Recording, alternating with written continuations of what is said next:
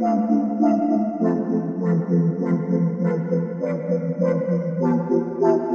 into Talk the Dog, the show where we find a bone to pick and a take to give.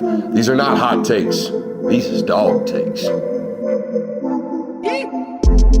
Can I talk that dog? What's up? Really like that. You really like that?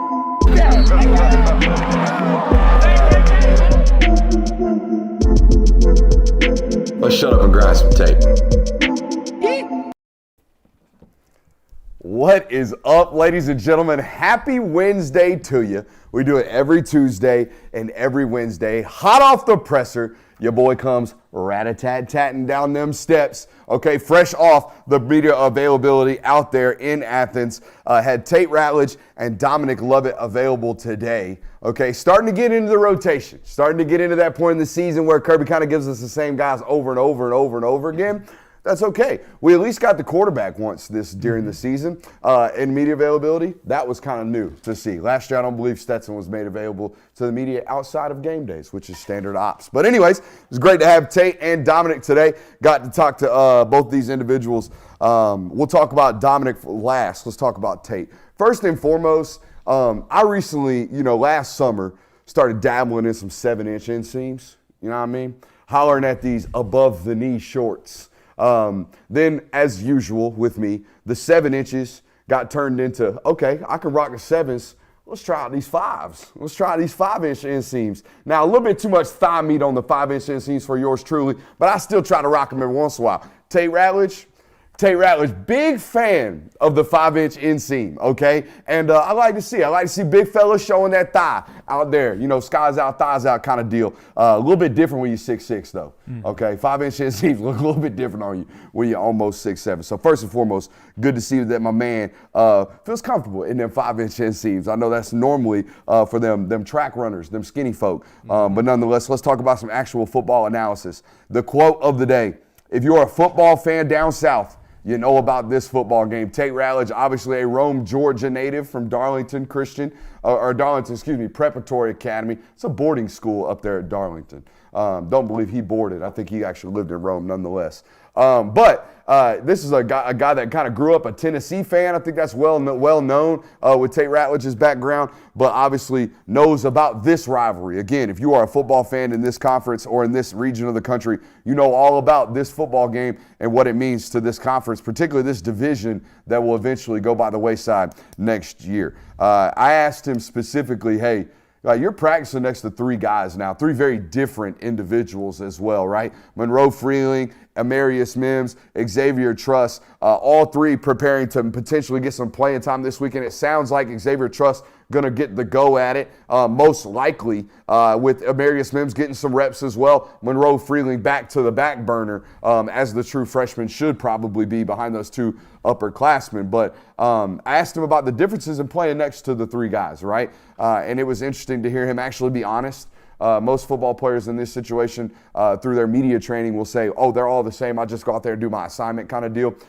Tate was very honest with me about how different these individuals are. He said Amarius is a freak, and he plays like a freak. Okay, he said I got to give him more space in the pass protection game. He doesn't play as tight to me as maybe an Xavier does because, well, he's got freakishly long arms, right? He's got ungodly long arms. I thought that was very interesting to hear him say, whereas like Xavier is going to play much tighter to him in pass pro. Always like hearing those types of in-depth answers from football players when I'm made available to them.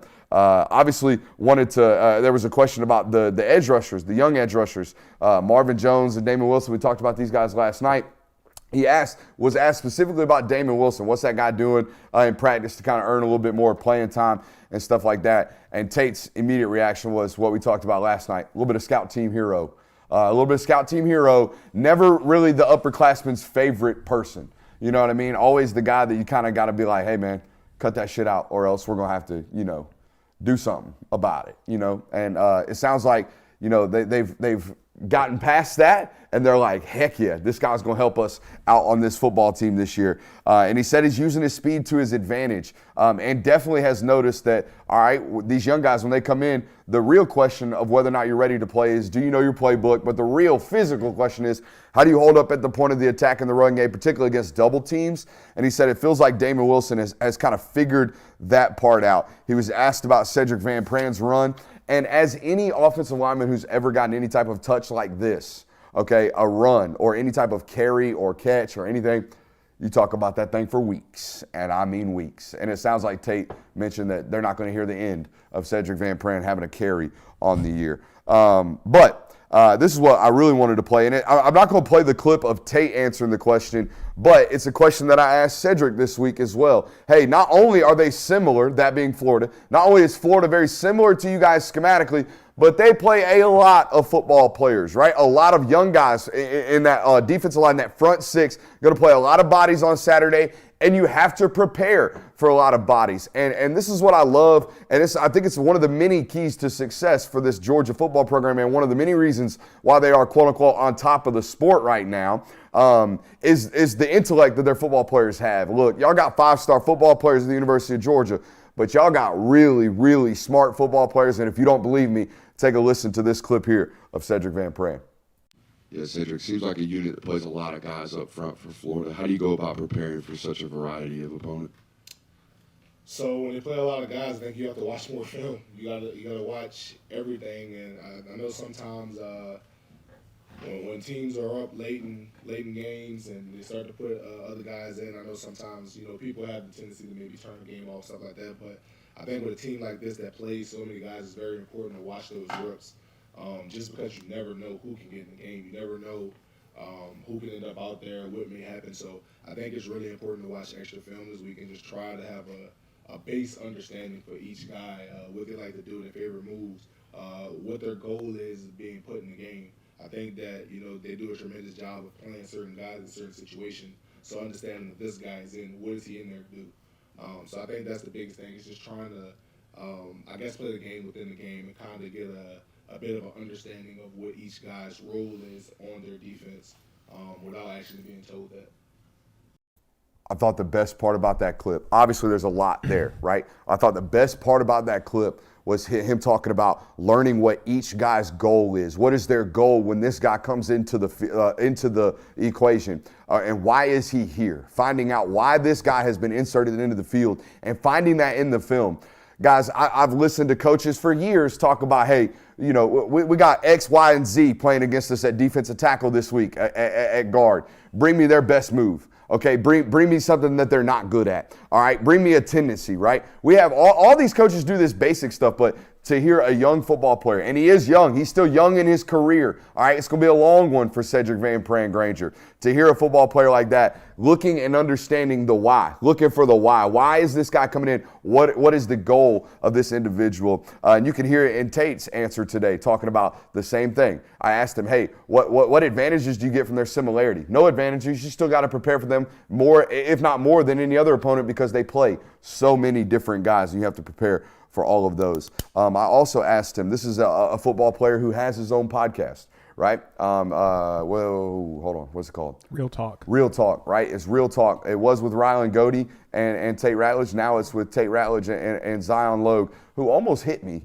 today, by the way. No, we'll leave it beside the point. But I think it was my fault. I think I was a little bit too far out at the stop sign, beside the point. But anyways, Tate has his own podcast, pretty popular podcast. If you haven't already subscribed, run over there and do that before you or after you subscribe to this channel. You know what I'm saying? But anyways, I asked him, hey, podcast is something you want to continue to do, maybe post, during your post-college career, on into professional career, or even after that. And he said he's enjoyed it. He said he's enjoyed producing content and going about doing all these things on the podcast, and has had fun.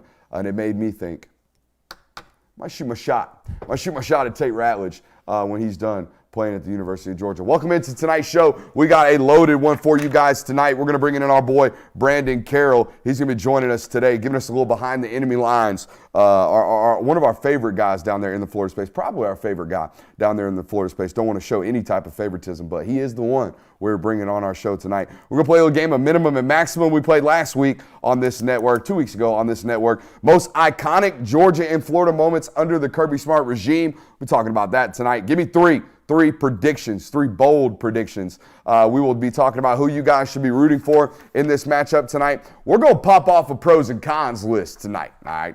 And I ain't broke out of pros and cons in a fat minute. We're going to get the chat's help out on that a little bit as well. And, of course, as you can see by the title of tonight's show, we will be giving you our final predictions. Boys, how we doing tonight? Excellent. Fantastic. What about you? Oh, I'm doing good. I'm good. A's hat. I always forget Raiders athletics fan over here. Yeah. It's a sad existence. But You know, the first baseball team I ever played on, the A's. nice. Yeah.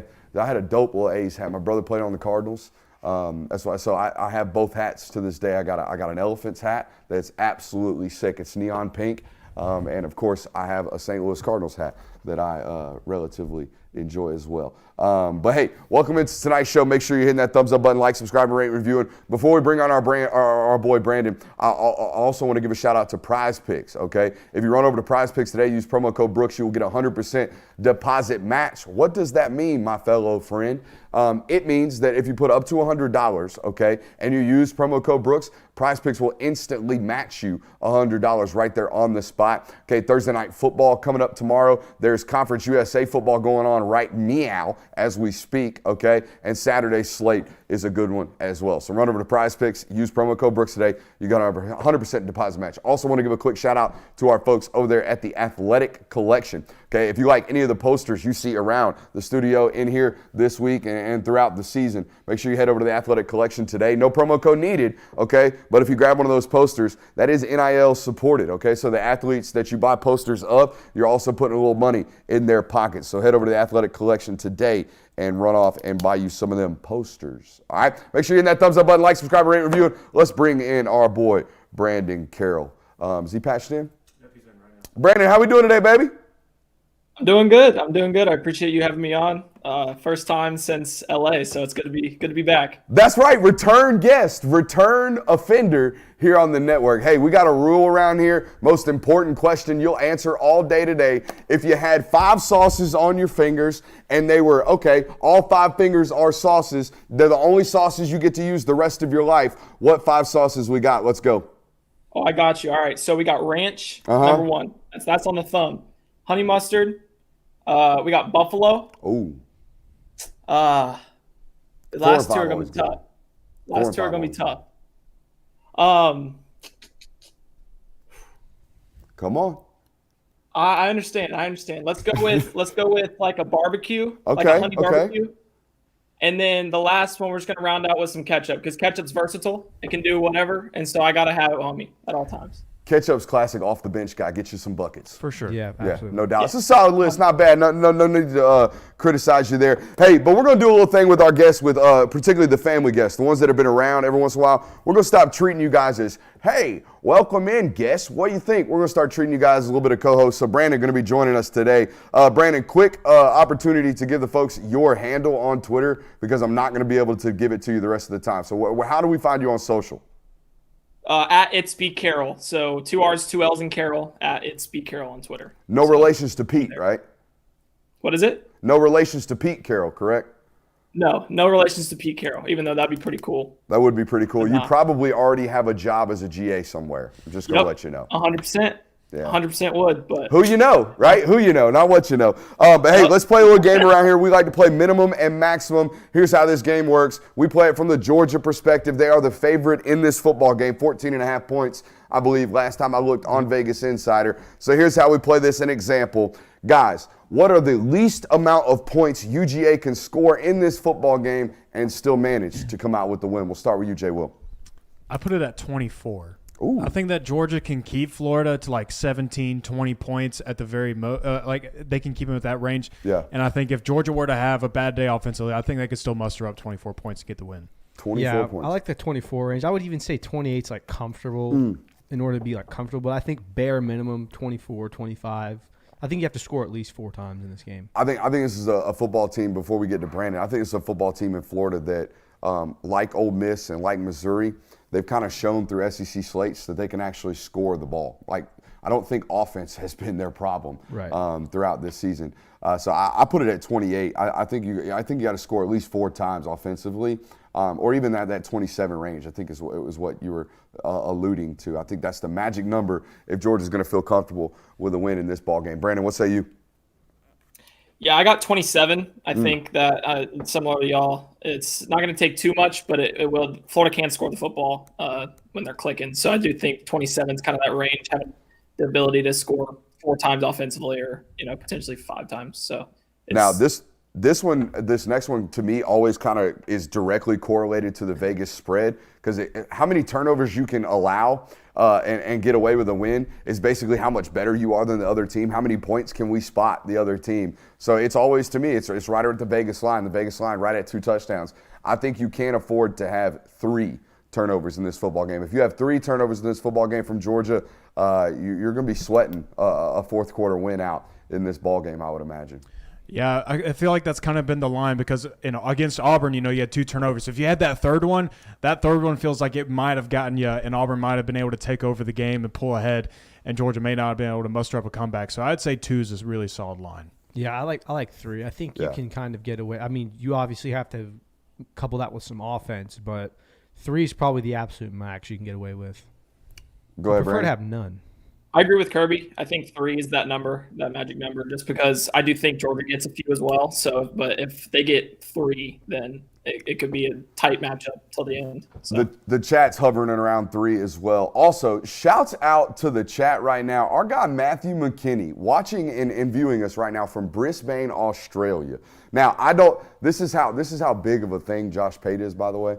I have never provoked anybody to tell me where they're from in the chat. Okay, never once. Not once on this channel have we ever asked you to do that. But I guess it's new standard. And I appreciate you for telling us, Matt, because not only you're the second guy that we have for watching us from Australia, because we got a guy in our Discord that pops up in there every once in a while. Yeah. Maybe they're the same guy. I doubt it. Maybe they're not. Maybe they're on opposite ends of Australia, a relatively big continent, country? It's both. Both? Yeah. How about it? Look at me. Geography. I paid attention. But no, shouts out to Australia for watching us. Hey, least amount of rushing yards. This is a rushing football game. Whoever controls the ground the best historically has won this ball game. What are the least amount of rushing yards Georgia can afford to have in this football game and still manage to win?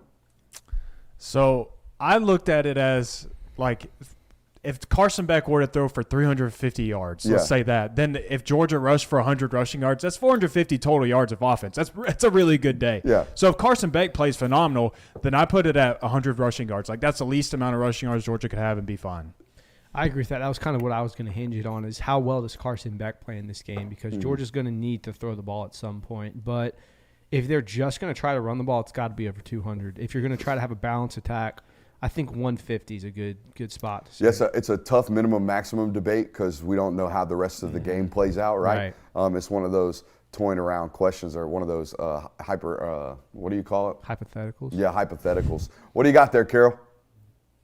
I like the century mark as well, but I'd go with just under the century mark. I think 90 is where they have to be in worst case scenario to it's not saying they can't do it if it's worse, but it would take a lot more offensively from Beck and company to be able to take down Florida if they're below that 90 mark. So not quite 100, but I do think they can get away with not running the football super effectively and still pulling out. It's funny. I was talking to some people today about this next couple of segments we got coming up about like historical moments in this Georgia-Florida rivalry. Do you know there was a time where there was this famous stat going around about Georgia football that if under Kirby Smart their quarterback threw for more than 30 times, they would lose? Oh, yeah. They were winless. Their first win came in this series with Jake Fromm throwing for 30 times in 2019 and then managed to squeak out that win. We are at a time in Georgia football now where we go into y'all go into a football game like this where you're like, I can see Carson throwing it like 35 times for 350. Yeah. And like that's the standard, and they're an offensive passing unit. It was another stat that came out, and I can't remember who said it or where it came from today, but it was like At one point in the season, like midway through the season, Georgia was throwing the ball more in football games than they were running the ball for the first time since 1994. 1994. It's been like 30 years since this program has been a pass-first football program, and we're here. We're here now. So it makes this question relatively, I don't think it's as meaningful anymore going into these matchups. So, yeah, I think we could see there's a realistic football game where Georgia could win and, like Carol said, rush for 90 yards and still come out with 450 yards of total offense. That's flabbergasting to me that we've managed to kind of tilt the scales on Georgia football like that. That's pretty nuts. Last one I got for you. Number of times both fan bases complain unreasonably about our guy Gary Danielson on the call. That's going to be tough to answer. There might be more of these than there are Georgia rushing yards. Carol, combined rushing yards. Carol, do Florida fans think Gary Danielson hates their program like Georgia does too? Oh, absolutely. Absolutely. No one likes Gary Danielson is what I've come to. Hey, we like Gary Danielson around here. We are pro Gary Danielson around here, okay? I just want to let everybody know that. Thumbs up in the chat for Gary Danielson. But no, I think it's everybody. We were talking about this pre-show.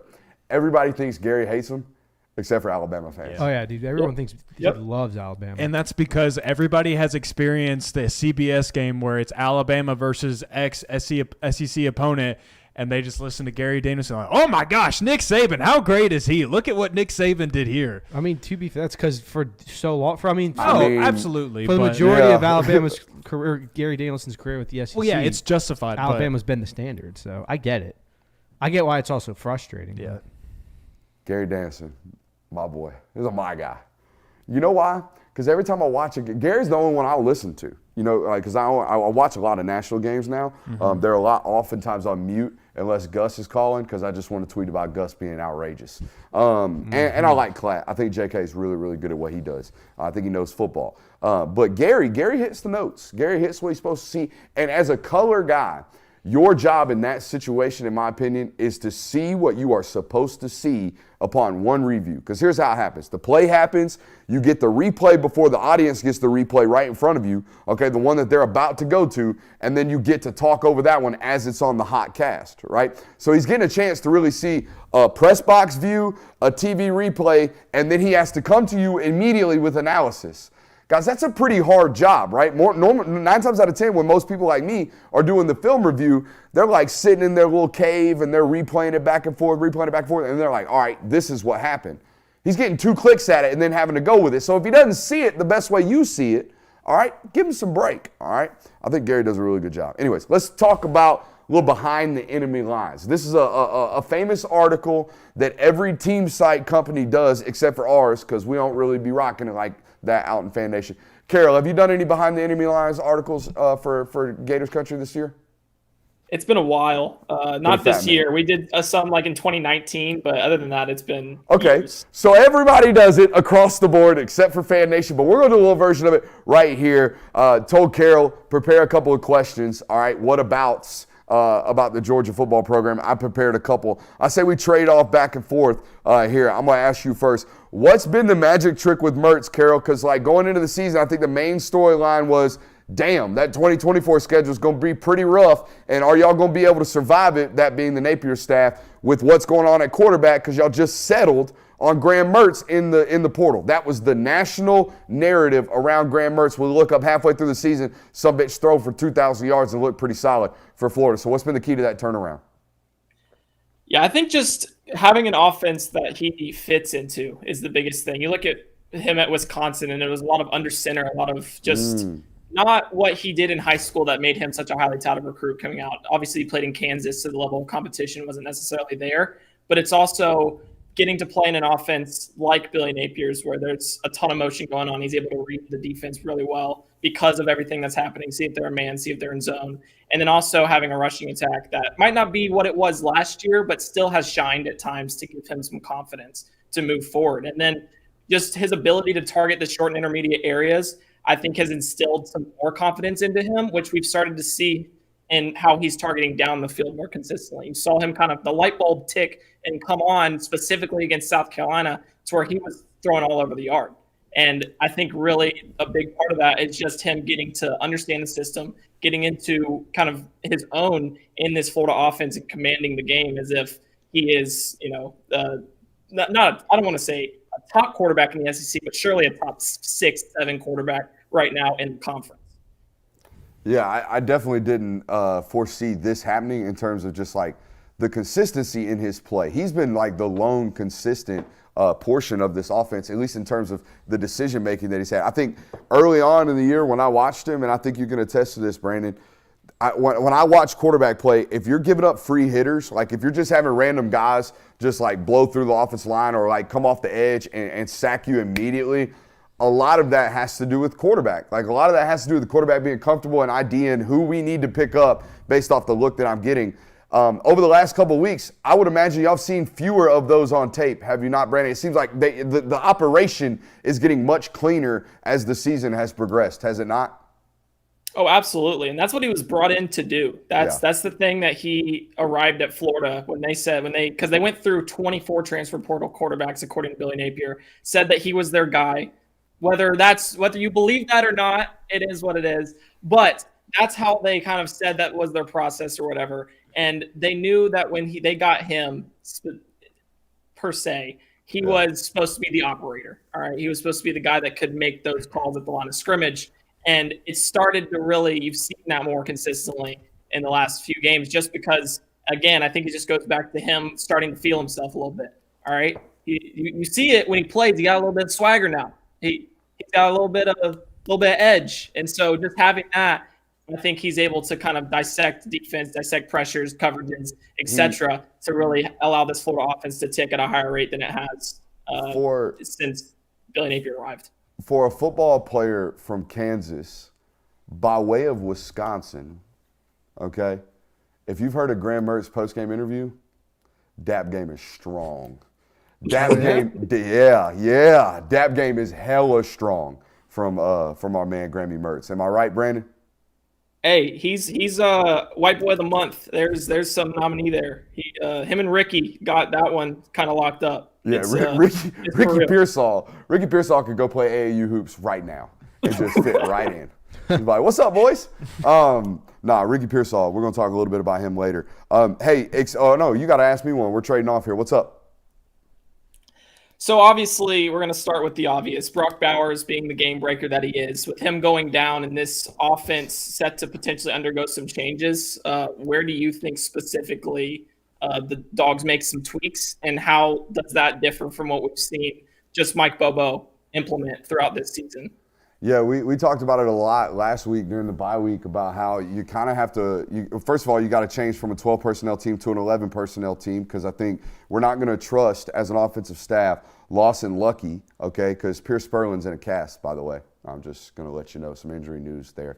Chat's going to go crazy about that one. So you're really down to like 2 tight ends. It's basically Oscar and Lawson. Okay, I would imagine Pierce dresses maybe with a cast on his hand so he can go out there and block if need be. Okay, but you're an 11 personnel team now, so that's first thing. Second thing, we have to find ways to find all of the different avenues that made Brock a success in our offense, right? He was a great blocker out in space in the extension of the run game, right? All the screens, all the bubble screens, arrow screens, all these different things out in the flat where Brock can match up against a corner, safety, linebacker, whatever it may be, block that guy into space and handle him. Well, Marcus Wasemi-Jack Saint's shown that on tape. So let's show all of those different looks where we have Brock be a passer or a blocker. Let's try to make sure MRJ is doing those types of things, okay? Well, he's also great run after the catch, okay? Well, all right, well, Dylan Bell's kind of good at that, so let's do all those things with him. All right, he stretched teams vertically because he was disproportionately fast at his position. You can tell I've given this take a few times, right? He's disproportionately fast at his position. Well, you have some of those guys on the roster in the form of Arian Smith and C.J. Smith, guys that are real burners and are always going to tilt the scales with regards to speed no matter what. So it's not about, hey, Brock's out. Oscar's got to do what Brock does. No. Everybody's got to kind of pick it up all around. You guys would agree there as well, right? Yeah, absolutely. You're not going to replace him with one guy. Look at you guys in unison. Yeah, absolutely. I'm waiting for the day where one of you is like, that's a dumbass take, Brooks, and here's why.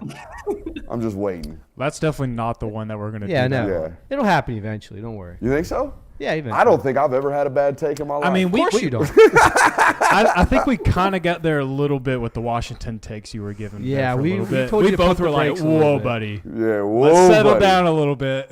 But I mean, the stacked bunch. It looked great. It looked great on tape until it got shut down by Arizona. Hey, good. Hey, there you go. Yeah. Nice. Yeah. Yeah. B. Carroll, what you got for me? All right. I have one for you, actually. Hey, try to do this without talking about youth, all right? Explain the up and down nature of this football team at the line of scrimmage, all right? Because offensively, there's games where Florida runs exceptionally well, and then there's games where they rush for 13 yards. There's games where they rush for 383, and then there's games where they rush for 69. Nice. All right, defensively, there's games where you give it up. It's just like loose holes everywhere. And then the next game, you're like, oh, we can play some defense. What in the hell's going on? Apart from the fact that you're just a young football team as a staff, like we can blame that as an excuse. Why is Florida so up and down this year on the line of scrimmage? I think everyone's trying to figure that out a little bit just because, I mean, it's hard not to put your finger on youth, but I do think there is some times where guys get just a little bit sloppy up front. And because you go into South Carolina a week ago, they're the worst rushing offense in the SEC, or 2 weeks ago, I should say, worst rushing offense in the SEC. And I think that there's just a thought that creeps into your mind that's like, all right, we don't really have to worry about like the rushing offense. We got to worry about Spencer Rattler freaking slinging that thing around the yard. All right. And then they set the tone running the football, and then it opens up the pass, and they just completely unravel throughout the rest of the game. Defense is not good at all. And that becomes a significant contest, like a significant game until the end. And it's just kind of this up and down nature of this team, not only being young, but also being very new.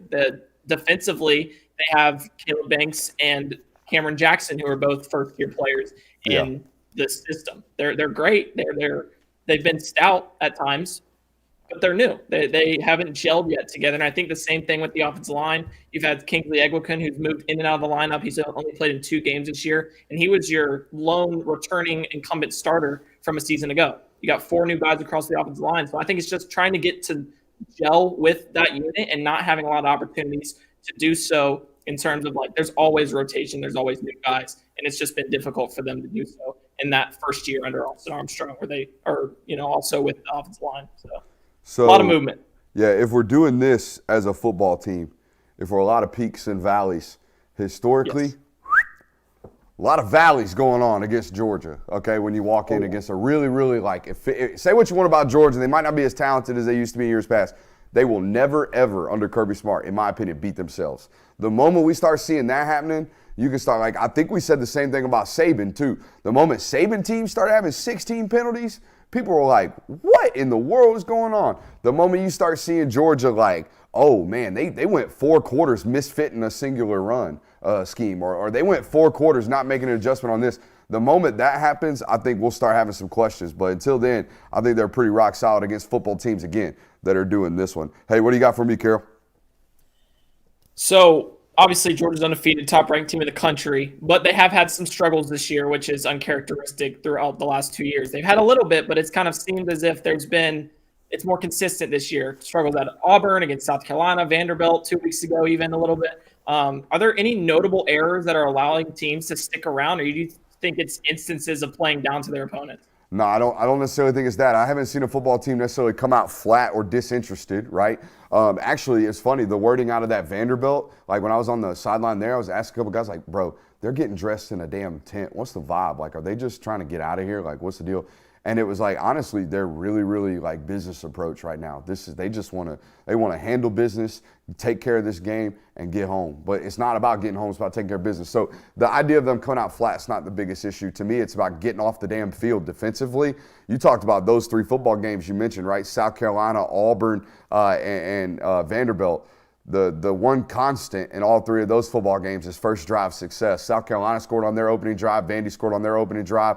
And Auburn didn't score on their opening drive, but they scored on the second drive that they got the ball at their own 6. So they had a 94-yard scoring drive. When you do things like that, you're going to limit Georgia's opportunity to kind of jump on you and handle you from the jump. But it's not just that. And I think what teams are trying to figure out now is not only how do we start fast against Georgia, but how do we beat them in the middle 8? All right, how do we beat them in that last 4 minutes of the first half and the first 4 minutes of the second half? Say what you want about how Georgia has started this year. They have closed halves like national title-winning football teams do, and they have started second halves like national title-winning football teams do. So that right there alone has been their go-to, their fastball, if you will. Like, we're never going to be bad here, so we can start bad and still get away with it. But no, the quote-unquote keys to oppositions and opponents getting off to fast starts against Georgia: have good offensive possessions, limit Georgia's chance to get the ball in their hands, because they've been able to score it this year. They've been one of the more effective offenses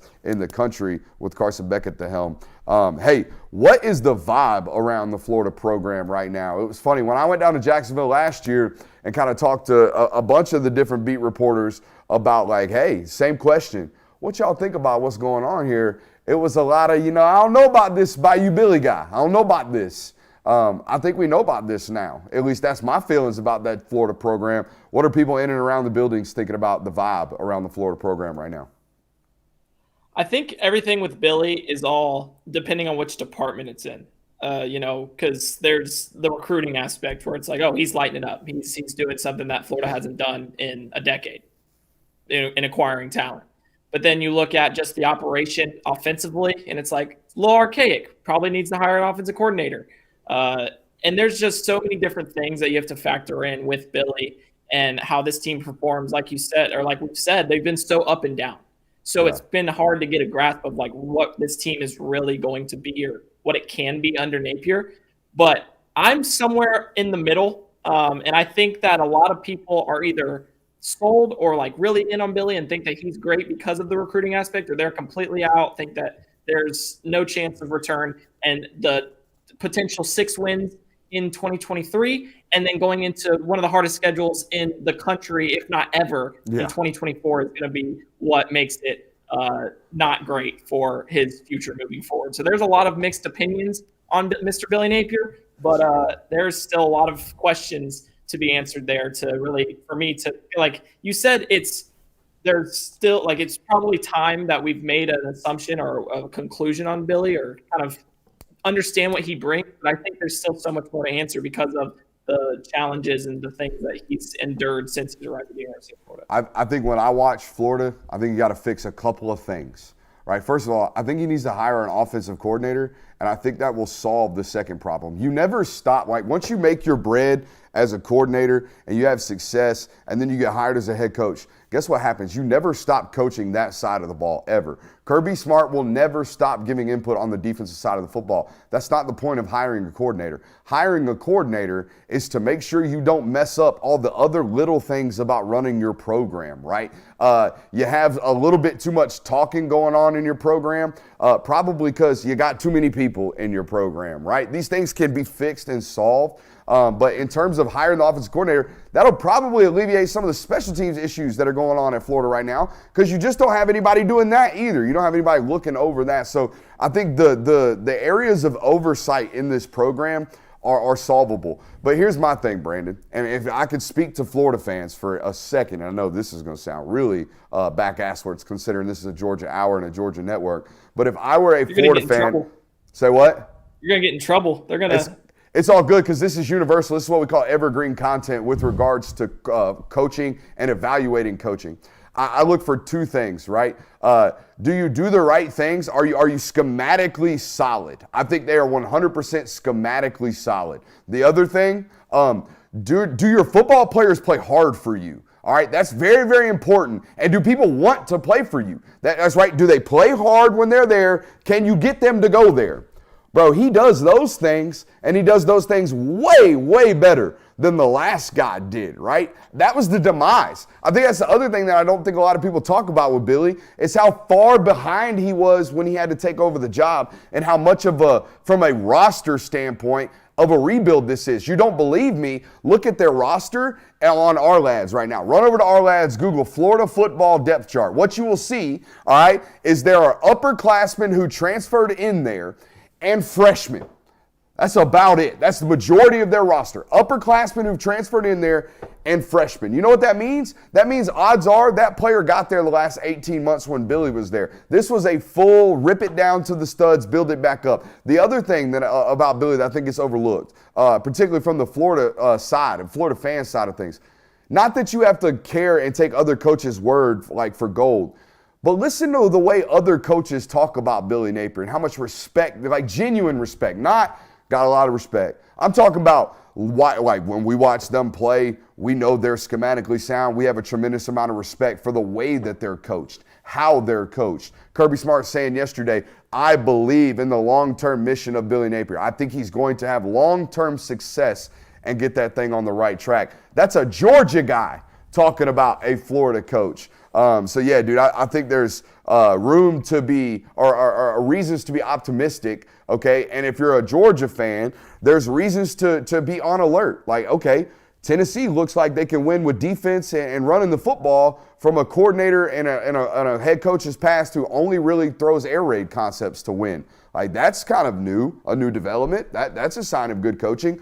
Florida seems like they're on the right track, and Shane Beamer's kicking benches and breaking feet. Hey, explain the special teams woes, or did I do it?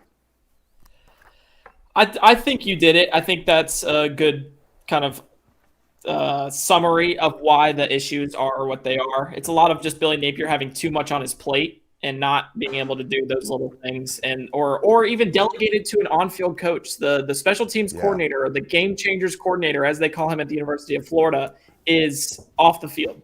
He's not one of the employed on-field staffers. All right, so with having that, which means he's designing game plans and studying film. He's not actually involved on game day ops. But go ahead. Yes.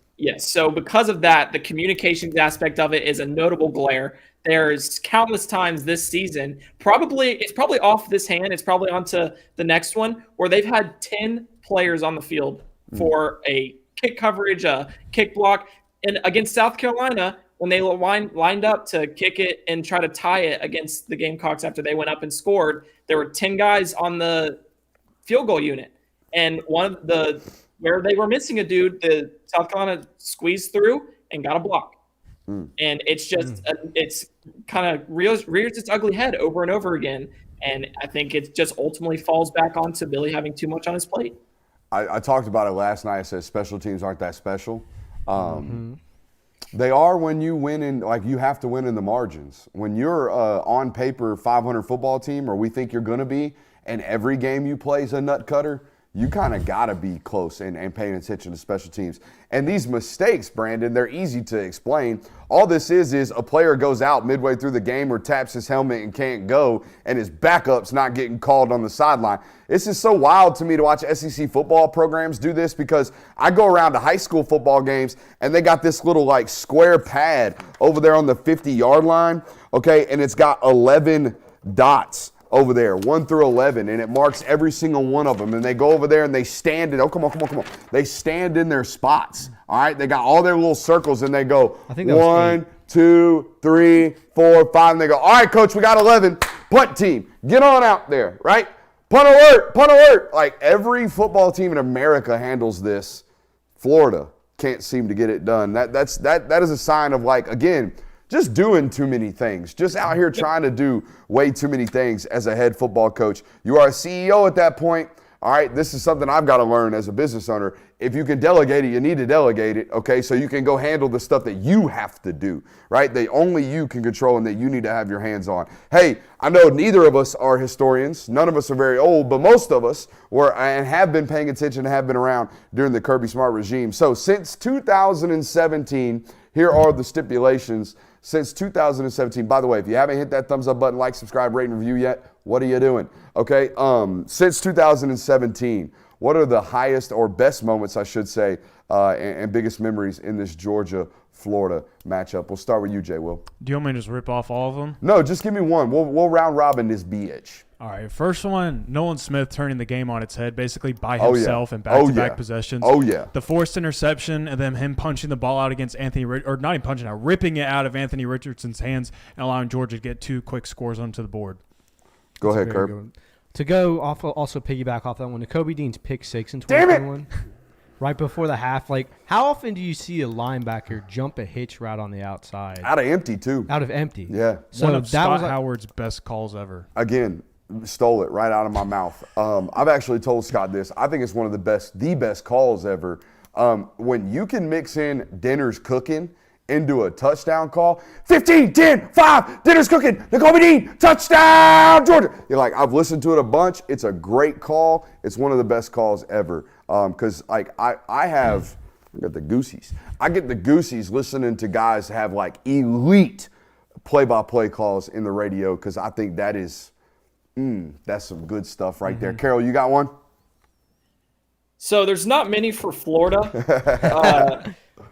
And being the Florida guy that covers the University of Florida, I want to bring one. It's the only time they've won since Kirby Smart's been there in 2020. It's the wheel routes. Being able Kirby to twice. find that hole in the Georgia defense and torch them on wheel routes during 2020 and kind of take that game and run away with it after going down 14-0. So that was kind of the biggest thing from a Florida perspective since 2017, where Kirby Smart has just ran through Florida every chance that he's gotten. And it obviously means something to him because and to appease the Georgia watchers, one I also can remember is Kirby Smart's locker room speech that got leaked, which was absolutely electric. Don't say shit to their undisciplined asses. Electric. And so I think that was really the biggest moment for Florida, but in a time where Georgia has been kind of doing what they want against the Gators since 2017. You know, he mentions that 2020 loss. I saw on Twitter the other day, that 2020 loss has so many built-in excuses. Like, if you want to Alabama excuse that thing, our best two players were hurt kind of deal. Jordan Davis out for that football game. Richard LeCount out for that football game. George Pickens out for that football game. Devontae Wyatt out for that football game. Out for that football game. Monty Rice hobbled in that football game. That's why those wheel routes were cooking. Yeah. You lost your other safety halfway through. Yep. Major Burns ends up playing the second half of that football game. Stetson Bennett got hurt, had to go to Dwan Mathis.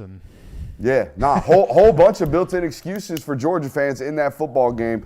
I remember the 2019 game like we said earlier, 2019 was the first time a Georgia-led football team won a football game in which their starting quarterback threw the ball at least 30 times. That is flabbergasting to me. The fact that we've come that far in terms of the development of the Georgia football program offensively, because that was wild. That was wild to me. I remember sitting in that press box going, oh, damn, they finna do it. And having the article ready. Like, that's absurd. We're talking about modern football. Damn, LSU won the tag of national title that year, throwing for almost 7,000 yards, it felt like. That was absurd to me. Also remember that football game as the Lawrence Cager football game. Yep, that's one of mine. I think you're going to see the same three-beater this weekend. You watch. Okay? Here we go, Brandon. You're listening? Okay? They're going to run a drag, and then they're going to get past the outside linebacker, and they're going to run up that sideline, okay, against cover 3 on Saturday. And it's going to be a 40-yard explosive. You watch. It's going to happen. Hey, I believe it. I 100% believe it, because if there's one place, Florida's pass defense has been good throughout this year, but I'm telling you, they allow that big play pretty consistently. There's at least one in every game. Play a lot of three. That big play is going to come. Play a lot of cover 3. That's why three-beaters are not hard. It used to be really hard to, cover 3 was something that split safety cover 3 especially was something that the Seattle Seahawks kind of brought to football, or at least made it a big thing, because they had these two really long, rangy corners that could play a bunch. They had Earl Thomas that could really cover the middle of the field. They had Cam Chancellor, big thumping safety that would split in the middle of the field. So cover 3 was something that really became a major thing until Kyle Shanahan was like, oh, you're just going to sit in cover 3? Well, watch us run FIB, watch us run flood into this cover 3 all day long, and just started shredding them. So that's kind of what happened to this cover 3. And that's why what Brandon's talking about, you're going to give up these explosive. It's almost something you're conceding playing the cover 3, that you can run 2 guys into a void, and we're going to take away the guy that's running deepest into the void, and we will concede that guy up underneath that's going to end up running after the catch. I remember, hold on. This is something that I don't have a lot of historical background into this program, right? I'm not somebody who's been a lifer here. I didn't do a lot of the studying of the history books when I took this job. So I like to lean on a lot of my colleagues and a lot of my friends in this industry. Patrick Garbin, who works for UGAsports.com, being one of those. And I was talking to him before tonight's show, or before media availability today. I was just like asking him about this matchup and what it used to be like. And he told me this. He said, I remember this matchup being marked a loss every single year. Like from basically 1999, or from basically all of Spurrier's years. Yes. All of Spurrier's years, he said we would go in and we would just be like, that's a loss every single year as a media member. He's told me this in 1996. Listen to this, Carol. In 1996, okay, Florida was a 35-point favorite in this football game. Yep. 35-point favorite. In 1995, the year that they played it, home and home, they played it in Athens. They were a 26-point favorite on the road in Athens. Yeah. That's wild. It's absurd how far these football teams and how tilted. It's not that tilted now. Okay, even in Georgia's favor, at least Florida has managed to do that. All right, let's get into a little bit more. I know we're already at 51 minutes into the night show. We got a whole bunch left to go on. What's up? What you chopping the teeth for? I'm going to give one more shout out to a play. Okay, come on, give me a shout out. I think that I'm going in the opposite direction of you just went. Jake Fromm going 4 for 7 and Georgia winning 42-7 in 2017 because Nick Chubb and Sony Michel combined for 214 rushing yards is one of the more iconic moments. Iowa wishes they could do something like that. Dude, it really was, and that's a great point. It really was like, oh, this is a major change. That 2016 game, Florida does basically that to Georgia. They kind of control the whole football game. It's 24-10, never really a sweater. The very next year, Georgia goes down there and just like, this is what Georgia football is about to be for the next 5 years. Eat this shit. 42-7. Yeah. So there you go. That was a big turnaround. Hey, let's get into the keys to the matchup. Carol, feel like you ain't had to rock in a minute. All right, so go ahead, ISO, clear out what you got. Give me some keys to the matchup in this football game. Keys to the matchup, from Florida's perspective, I think Georgia has a little bit more leniency, obviously, than Florida does to make mistakes. But turnover-free football is the biggest thing. They have to be able to keep possession because opportunities are going to be limited. They're not going to have many chances to score the football, and they're going to need to against Georgia. I think the Georgia offense is compensating to where the Georgia defense might not be as good as it has been in years past. Not saying it's not good. Don't yell at me. It's still good, but the 2021 unit that is arguably the best defense in college football history is no longer out there. So Georgia's going to be able to score points. Florida's going to have to keep up with them. So being turnover-free is really important for the Gators. Love it. I'll go ahead and hit mine. Already kind of talked about it. Attack the zones, right? They are a zone football team and not necessarily even a zone match football team. They like to play a lot of single high because they need to add the safety into the box. So when they are playing cover 3, Mike Bobo has got to continue to do what Georgia's done historically over the last 18 months against cover 3 football teams. TCU, base coverage, cover 3, ate that butt all night. Hey. Kentucky, cover 3 football team, destroyed all night. Okay, Florida, cover 3 football team, got to be able to hit explosives in that.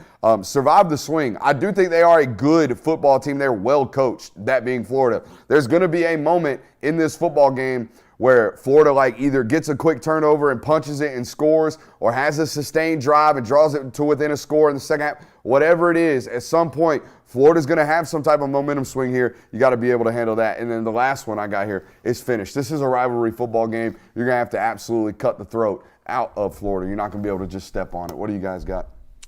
One for me is get Florida into third down situations because they're one of the worst. They're one of the worst on third down situations, and Georgia is the best defense when it comes to getting teams off the field on third down. So force Graham Mertz and the offense into sticky situations. It's a cliche one to always say, but turnovers, I mean, I think while it is cliche, it does really apply to this because it is a rivalry game. You want to avoid what happened in Auburn of, now we have to battle back in this football game, and we have to do it in a stadium that is 50-50. There are Florida fans there. They can kind of help out with the swinging momentum of the game. And offense has just got to help out Carson Beck now. Collectively, don't put it on one person's shoulders and let Carson Beck help him out, get into the passing lanes, and let the offense eat. Yeah, mine, it's pretty simple. Going off of what everything y'all said, including win the red zone. If you have 3 long sustained drives and you come out of that with 13 points, that's not great. You got to punch it in for touchdowns because, like you said, this Florida team, they are capable of getting quick plays. They are capable of scoring real quickly. And before you know it, it can be a 7-14 type game. So you have to be able to score when you get the ball in the red zone. I think that's going to be crucial because the way Georgia has the ball this year, they have long methodical drives. If you only have 3 points to show for it, you're almost wasting time. Love it. Some solid Hey, analysis. I actually got one more thing, if that's cool. No, your show, bud. My bad. No, you're good. I'm fucking with you. Go. Dang it! I was like, dang, that's tough. All right, so I think Florida has to have an impactful rushing attack. That's how they're built to play football. That's how they're built to move the ball. It's hard to do against Georgia. It's really tough to do against Georgia. But if the Gators want any chance to contend in this game at all, got to be able to do it on the ground and also in the supplemental rushing game with getting the ball up to the boundary and letting Eugene Wilson work. And then also they got to make tackles in the first attempt because we historically know how this game goes. The team who wins in the trenches and on the ground wins this game. It might not be the same thing going forward, but that's usually the key. So I think the biggest thing is Florida being able to execute its run fits and bring down Dajon Edwards and his counterparts on first contact. It's easier said than done, but it's a key for Florida moving forward. I'm sorry for the little miscommunication we had there. I was like, dang, that's tough. I didn't want to steal the show. No, you're good, man. Sometimes, you can see me, but you're only seeing like half my face because a little behind the scenes here. The laptop's here with a camera on me, and he's seeing the live feed that's going on the broadcast. So he's probably getting all inundated with trying to read the vibes of what I'm actually doing here. Nah, dude, it is literally your show. Like, you're a part of it tonight. You are a co-host. So, no, I do not mind that at all. No, let's get into final predictions. We had a bunch of other stuff that we're going to hit tonight, but I don't think it's necessarily necessary tonight. We'll do it tomorrow. We got a whole nother hour to hit tomorrow. But we do have to hit final predictions. But before I do that, there's another thing that I think Billy has to do that I didn't talk about earlier, okay? If Billy Napier is going to survive the next 24 months, he not only has to continue to develop this program and continue winning football games, but he's got to give me some foos.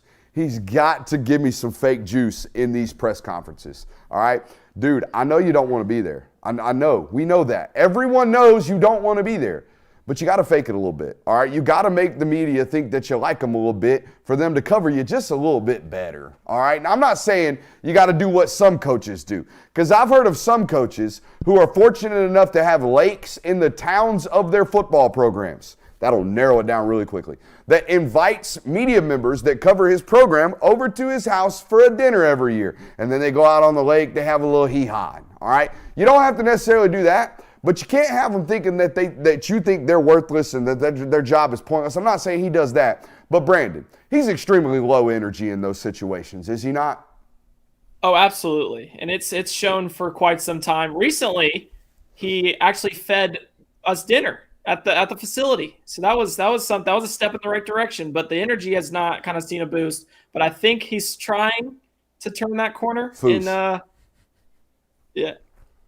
Foos. That's what that is. Fake juice. Got to get a foos. 100%. So if you're looking for a little bit, there it is. That is it. Because it seems as if he's trying for sure. All right. Final predictions. Carol, we'll start with you. You're hot. Keep it going. Georgia 34-20. I think dogs cover. Florida shows signs of life at points in the game, but it's never really that close. Gators just aren't there yet. They're getting talent, but I don't think they're there to contend with Georgia this year. So Georgia, if count the spread to be 30 or 13.5, which it was when I looked at SI Sportsbook this morning, then it's a cover for Georgia. What a company man that guy is. SI Sportsbook. Shouts out. Yeah, yes, sir. Hey, no free runs. PrizePicks.com, promo code Brooks. I like Georgia in the 38 to 24 range. I think they pull away late. I think it's a really close game. We're all right around here. I'm 35-20, not to do it, but go ahead. I'm 34-17. Right. I have a feeling about this football game there's always these football games where leading up to I just kind of at least get these feelings of I feel like Georgia's about to just come out here and absolutely pound an opponent and do it in a very convincing manner. I kind of get a feeling about that for this football game. I do think that maybe starting out in the football game it stays close. But I just see this as a game where Georgia ends up pulling away throughout the remainder of the football game. So I got 34-17. All right, we're going to do bold predictions tomorrow, but I'm going to give you one of them right now, and it's one of my main keys to why I think this game is going to be the way it is. Georgia's going to handle this game. It's going to be around that 14, 15 points. I got it 35-20 here on the score predictions, but it's going to feel a whole hell of a lot worse than that because Dajon Edwards is going to go for 150-plus tomorrow or Saturday. He is.